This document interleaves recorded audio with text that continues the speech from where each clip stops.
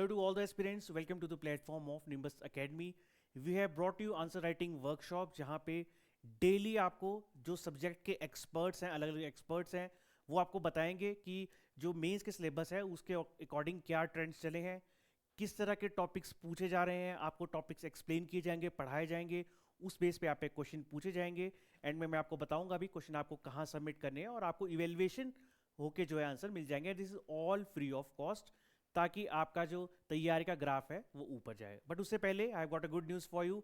We have HPS 2026 mains test series, Sambhav नाम है इसका। बट देखो टेस्ट सीरीज ये यूनिक क्यों है, अलग क्यों है, डिस्टिंक्ट क्यों है, लेट मी टेल यू।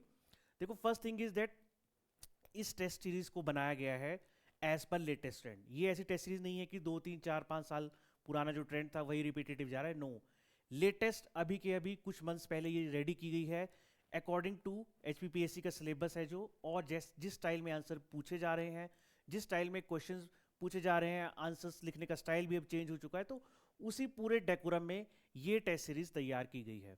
अब इस टेस्ट सीरीज में क्या होगा, 50 यूनिट प्लस FLTs आपके लिए रहेंगे। तो अभी देखो अभी फरवरी मंथ चल रहा है, तो फेब मार्च अप्रैल तक आप आंसर लिख सकते हो सब यूनिट वाइज।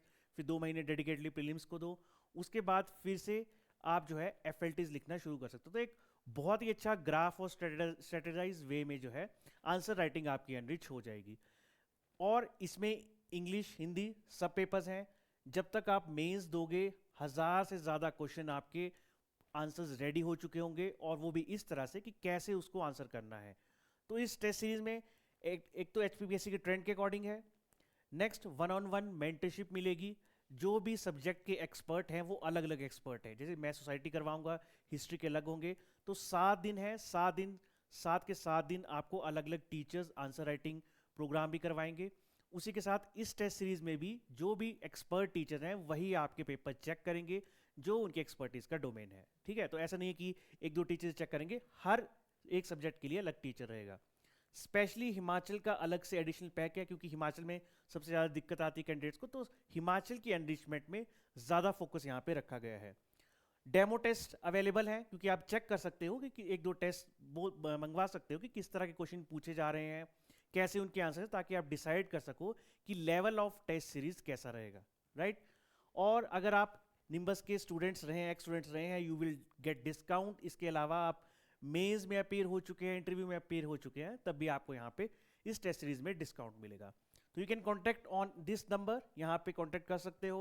डेमो के लिए आप बोल सकते हो कि मुझे डेमो दिखाइए। ठीक है, इसके अलावा और एनरोल होना चाहते हो तो इस नंबर पे कोई भी क्वेरी है आपकी टेस्ट सीरीज के रिगार्डिंग, इस नंबर पे आप कॉन्टैक्ट करो। तो let's begin with answer writing workshop.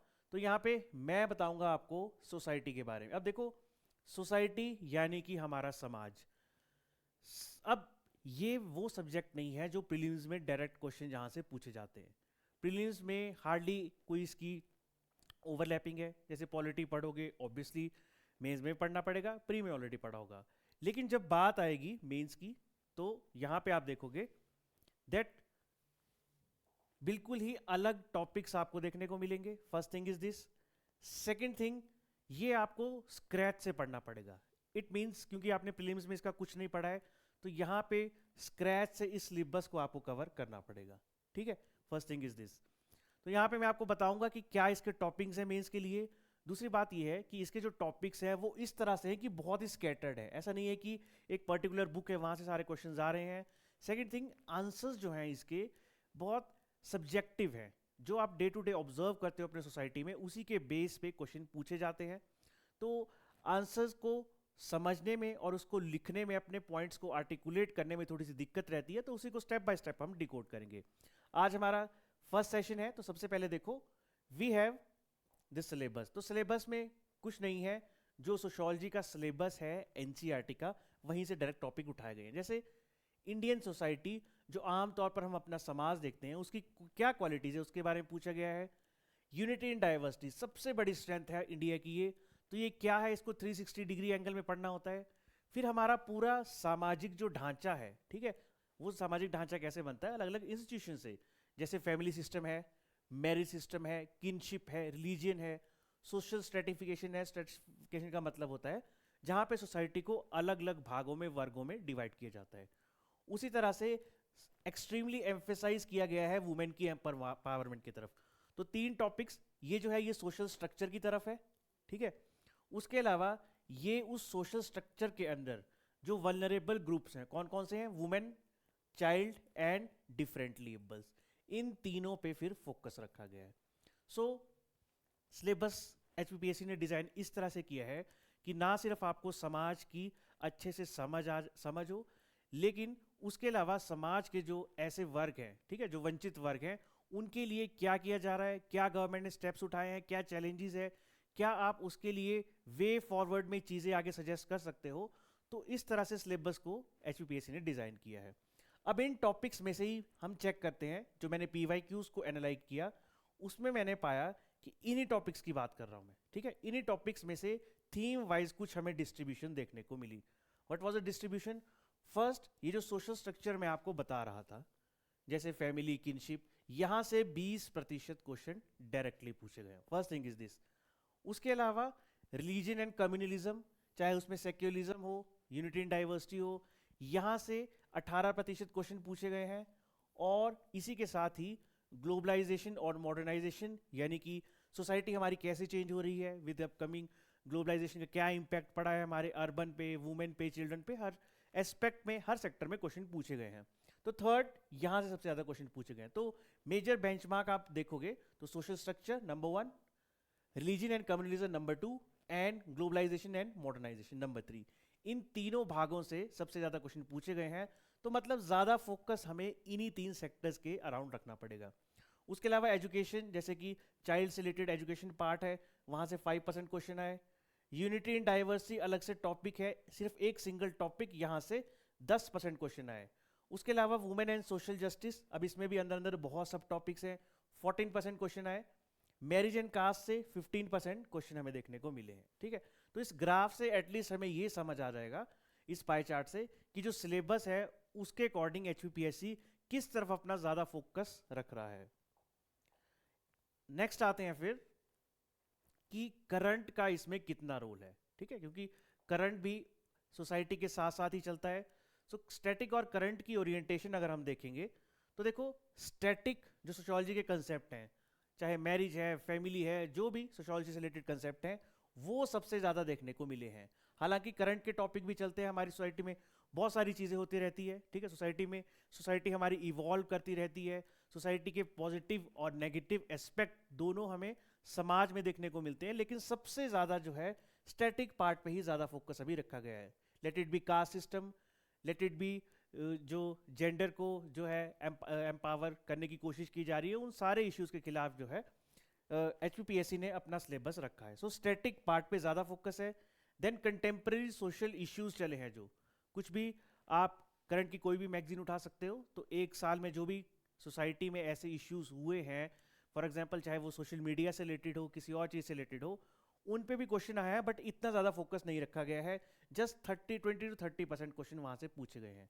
Society में जो सबसे ज़्यादा क्वेश्चन, 60% क्वेश्चन, 70% क्वेश्चन सिर्फ स्टैटिक पार्ट से आए हैं।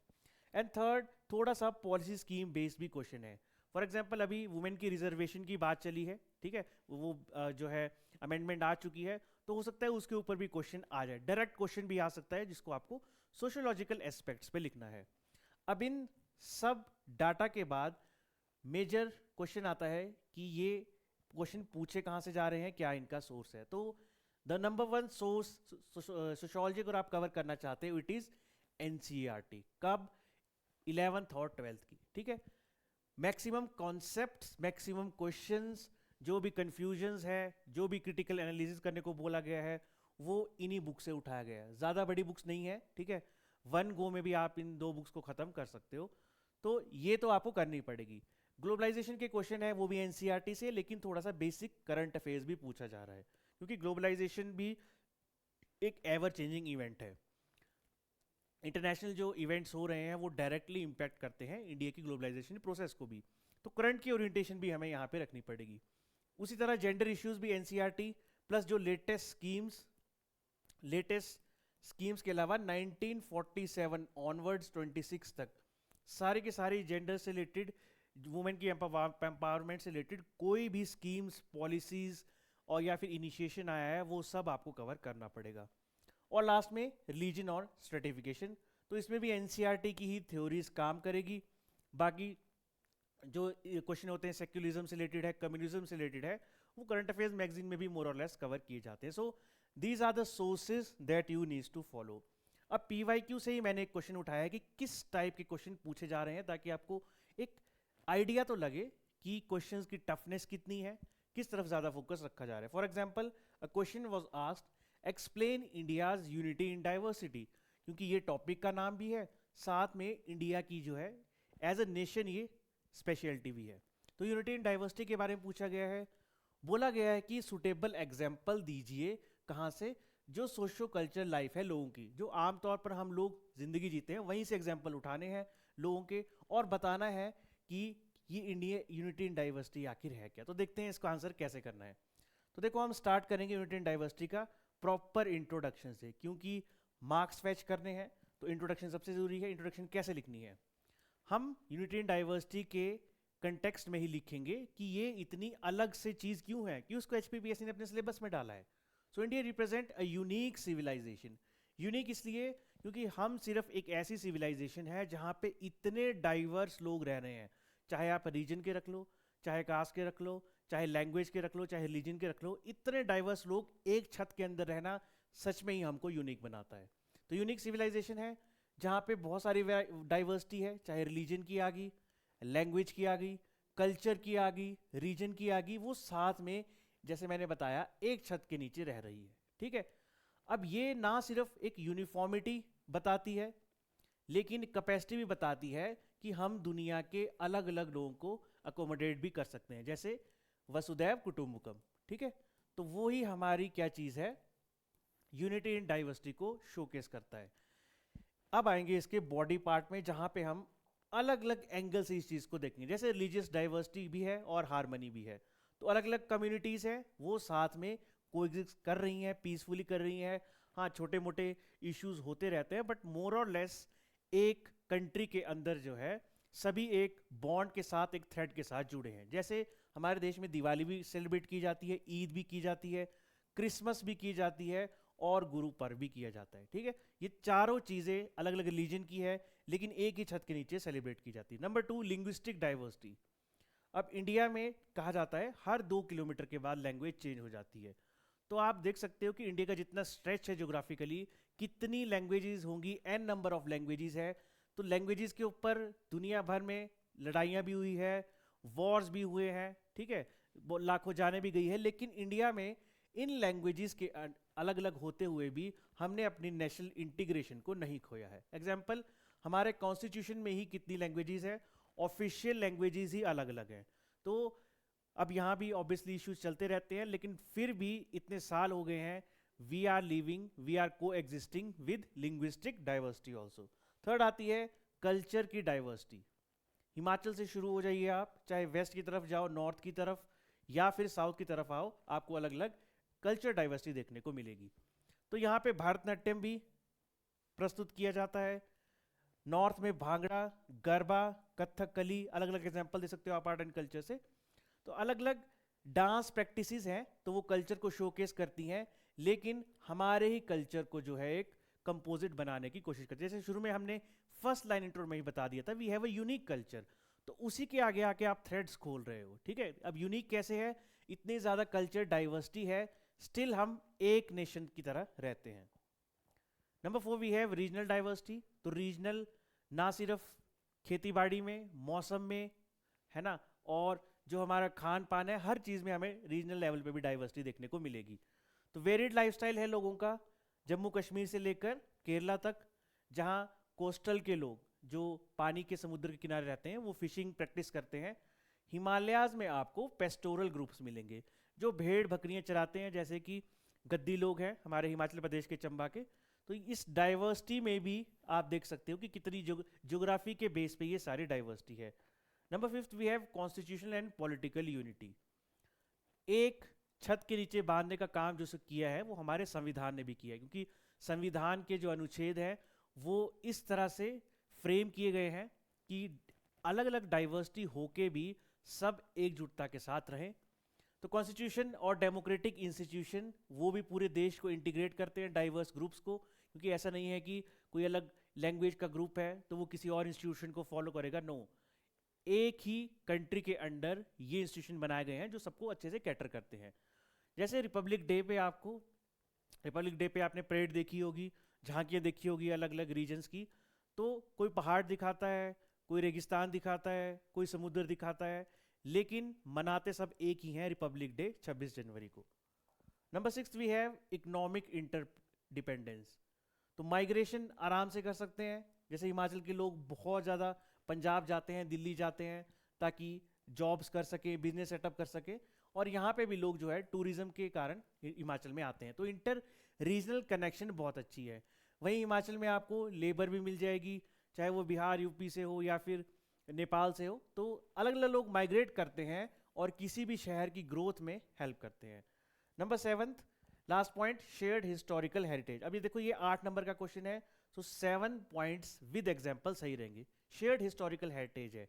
शेयर्ड हिस्टोरिकल हेरिटेज का मतलब है कि ताजमहल है, कुतुब मीनार है, सोमनाथ टेम्पल है, ठीक है, अजंता एलोरा है, हम सब उसको एज अ कंट्री रिप्रेजेंट करते हैं। अगर कोई इंडिया से बाहर भी जाए तो हम पूरी शान से कहते हैं कि ये हमारे इंडिया का हिस्सा है। उसी तरह से एक सिंपल सा आपको एग्जांपल देता हूँ, क्रिकेट मैच लगाओ तो as a country, as a unit हम सब इकट्ठे हो जाते हैं अपनी टीम को सपोर्ट करने के लिए। उसी तरह से ये कल्चर हेरिटेज है जो रिलीजन के अपार्ट एज एन इंडियन आपको एक आइडेंटिटी देती है, आपको एक प्राउड की फीलिंग देती है, राइट। तो फ्रीडम स्ट्रगल जो है उसने भी डाइवर्स कम्युनिटीज़ को इकट्ठा किया था। फ्रीडम स्ट्रगल हम हिस्ट्री में पढ़ते हैं, मॉडर्न हिस्ट्री में, तो वहाँ भी रिलीजन के लोग थे और रीजन भी अलग थे, कोई साउथ से भी थे, ठीक है, कोई यूपी बिहार इवन लाहौर तक से थे, लेकिन सब चाहते थे कि इंडिया इंडिपेंडेंट नेशन बने और ब्रिटिशर से आज़ादी बने। So we share a single historical heritage. Last में कंक्लूजन में आएंगे तो ये बताएंगे कि इंडिया की जो यूनिटी है वो कहाँ लाए कर रही है, ठीक है, क्यों पूरी दुनिया मानती है कि हम एक यूनिटी के तौर पर बहुत अच्छे नेशन है, क्योंकि हम सेलिब्रेट करते हैं अपनी डाइवर्सिटी को। हम उससे इरिटेट नहीं होते, उससे फ्रस्ट्रेट नहीं होते, हम ऐसा नहीं बोलते कि छोटे छोटे रीजन है उनको अलग स्टेट अलग नेशन बना दो। वी सेलिब्रेट आवर डाइवर्सिटी, ठीक है, और अपनी जो डेमोक्रेटिक और कल्चर कंटिन्यूटी है उसका भी एक इंटीग्रेशन हमें देखने को मिलता है। हम डेमोक्रेसी को भी अच्छे से मानते हैं, जो सोशल इंस्टीट्यूशन हैं, हम पॉलिटिकल इंस्टीट्यूशन हैं उनको भी पूरे लॉ एंड ऑर्डर के साथ फॉलो करते हैं, और कैसे अपने कल्चर के साथ कंटिन्यू करते हुए। तो ये जो इंडिया के एथोस हैं, ठीक है, रिचुअल्स हैं, यही हमारे पूरे देश को इकट्ठा और इंटीग्रेट करने का काम करता है, और इसे बनाया जाता है एसेंस ऑफ इंडिया नेशनहुड। तो वेस्ट की कंट्रीज भी हमारा लोहा मानती है, क्योंकि हम जो है इतनी डाइवर्स कंट्री होते हुए भी साथ में एकजुट होकर रहते हैं, ठीक है। तो यही एसेंस क्या है इंडियन नेस की, जिसको एक वसुधैव कुटुंबकम या फिर ग्लोबल पीस, ग्लोबल इंटीग्रेशन में एक प्राइम एग्जाम्पल के तौर पे जाना जाता है। So this was your topic of unity and diversity. अब ये क्वेश्चन पूछा गया था, तो ये क्वेश्चन का आंसर मैंने आपको पूरा समझाया। तो अभी जैसे हम सोसाइटी को किक स्टार्ट कर रहे हैं, I will give a question, Hindi और इंग्लिश दोनों में है, ठीक है। आपको ये क्वेश्चन लिखना है, और नीचे टेलीग्राम ग्रुप है, वहाँ पे आपको, अगर आप नए हो तो उस टेलीग्राम ग्रुप को नीचे जो है कमेंट बॉक्स में पिन किया होगा, वहाँ पे ज्वाइन कर सकते हो। और जो ऑलरेडी ज्वाइन कर चुके हैं वहाँ पे आपको इंस्ट्रक्शन मिल जाएंगे कि कहाँ आपको आंसर भेजना है। So with in 2 days you will get your evaluated answer all free of cost. So stay tuned and this is the question। ये सारा जो मैंने क्वेश्चन बताया उसी के बेस पे है, हिंदी इंग्लिश किसी में भी आप लिख सकते हो। इंस्ट्रक्शन ये है कि ये क्वेश्चन आपको लिखना है 2 pages में, पहली बात। इंस्ट्रक्शन नंबर 2, आपको अपना नेम लिखना है उस शीट के ऊपर, नॉट इन PDF को रीनेम नहीं करना है, जो शीट आप लिख रहे हो जस्ट उसके ऊपर अपना नाम लिखना है एंड सब्जेक्ट लिखना है, ठीक है, और ये आपको कर देना है सेंड। लेकिन याद रखना सिर्फ PDF फॉर्मेट में, इमेज फॉर्मेट में ना करें, उसको चेकिंग करने में थोड़ी मुश्किल होती है। सो बेटर रहेगा PDF फॉर्मेट में इसको सेंड करें। हिंदी इंग्लिश किसी में भी लिख सकते हो, right. So all the best, I will be waiting for your answer. Till then keep studying.